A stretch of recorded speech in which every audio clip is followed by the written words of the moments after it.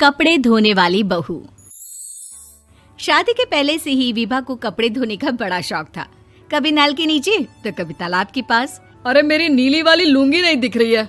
विभा की अम्मा, कहाँ रखी है लुंगी? अरे वो तो विभा ने परसों ही धोकर रखी थी आपकी अलमारी में, देखो वहीं होगी।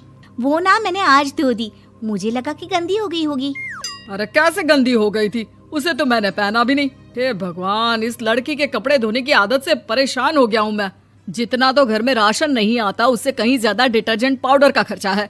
इसकी शादी करवा दो, शादी जाए अपने घर में ही करे काम, फिर चाहे घर के कपड़े धोने हो या पूरे गांव के। हाँ ठीक बोल रही हूँ, देखता हूँ मैं कोई लड़का। वो दिन भी आ जाता है जब विभा को देखने लड़के वाले आ जाते हैं। लड़की मुझे अच्छी लगी। होने वाली सास कहती है, बेटी अगर कुछ पूछना है तो पूछ लो। वैसे तो हमारी लड़की बहुत ही शर्मीली है, जो बोल दो वो मान लेती है, इसे क्या पूछना होगा। अरे कैसी बात कर रही हो माँ, मुझे इन लोगों के घर रहना है, सवाल तो कई है।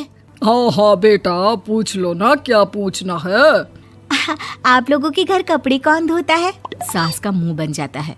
देखो, अगर तुम ये कहना चाहती हो कि तुम्हें कपड़े धोने नहीं आते तो सुन लो, कपड़े मैं ही धोती हूँ, लेकिन तुम्हारे आ जाने के बाद मैं रुमाल तक नहीं धोऊंगी। अरे चुप रहना भाग्यवान, बहू बेचारी घर आई नहीं, उसे डराना शुरू कर दिया। वो क्या है ना बिटिया, अभी तक तो ये कल्लू की माँ ही धोती थी, लेकिन अब तुम्हारे पापा तो दहेज में वॉशिंग मशीन देंगे ही। तभी विभा की माँ बोल पड़ती है, सवाल भी पूछा तो क्या। वैसे भाई साहब, मशीन की तो फिर भी कपड़े धोने की कैपेसिटी होती है। मतलब जो बिटिया दे रहे हैं ना विभा, इसे कपड़े धोने का बहुत शौक है। ये आप लोगों के क्या, आस पड़ोस गांव मोहल्ले सबके कपड़े धो दे और उफ तक ना करे। बाहर देखा नहीं आपने कितने कपड़े सूख रहे हैं? सब हमारी बिटिया ने ही तो धोए हैं। बस भी करो ना माँ, शर्म आ रही इतनी तारीफ सुनकर। और तो और एक दाग निकाल कर दिखाओ तो मान जाऊं। हाँ अच्छा, माफ करना बेटा, मैंने गलत समझा।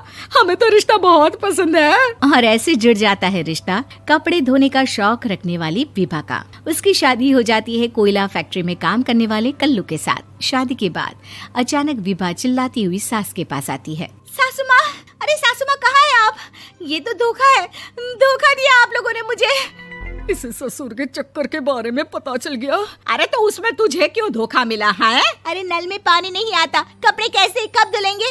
अच्छा, तू पानी नहीं आ रहा उसकी बात कर रही है। तो आपने क्या सोचा? कुछ नहीं। अच्छा, तेरी माँ ने कहा था कि कपड़े धोने का शौक है तुझे, याद आया मुझे। शौक बोलकर कपड़े धोने वाले मेरे जुनून को कम ना आके सासू माँ, कपड़ा धोना मेरा गुरूर है।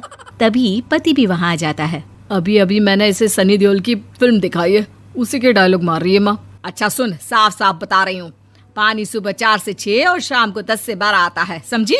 विभा टाइमिंग सुनकर हैरान हो जाती है। ये क्या भूतों का मोहल्ला है?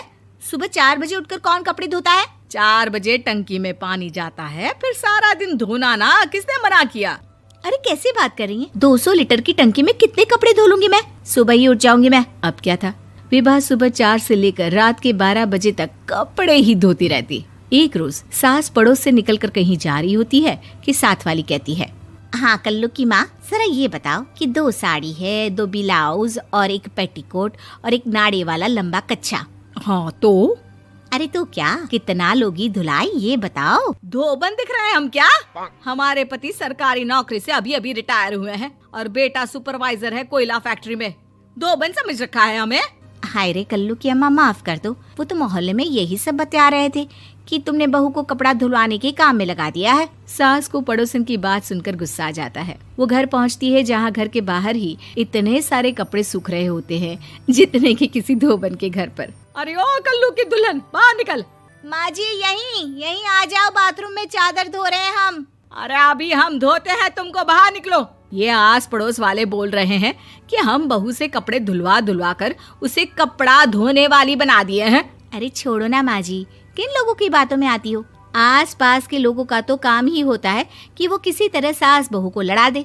बहू सारे घर के कपड़े धोती है, ये क्या कम है? बोलिए। सास को भी लग जाता है कि वो बहू का ये सनकीपन नहीं छुड़वा सकती, इससे अच्छा है कि खुद ही चुप हो जाए। एक रोज सास और बहू मंदिर जाते हैं, जहाँ सास की साड़ी वहाँ खड़ी भीख मांगने वाली से मिलती है। माँ जी क्या बात है, आपकी साड़ी उस भिखारन से कितनी मिल रही है ना? हाँ हाँ देखो तो, दोनों की साड़ी मिल रही है। क्या बात है कल्लू की अम्मा, तुम खुद को तो अफसर की बीवी बताती हो और ऐसी सिंपल सी प्लेन साड़ी पहनकर घूमती हो। सिंपल और प्लेन नहीं है ये साड़ी। तो क्या सोने के धागे से फूल बने हैं? कुछ भी सासू माँ, कुछ भी। हाँ बने थे इस साड़ी में सोने के धागे से फूल। मेरे पति लेकर आए थे मद्रास से स्पेशली मेरे लिए 10,000 की। ताहे भाई साहब इस भिखारन के लिए भी सेम टू सेम साड़ी लेकर आए होंगे 10,000 की।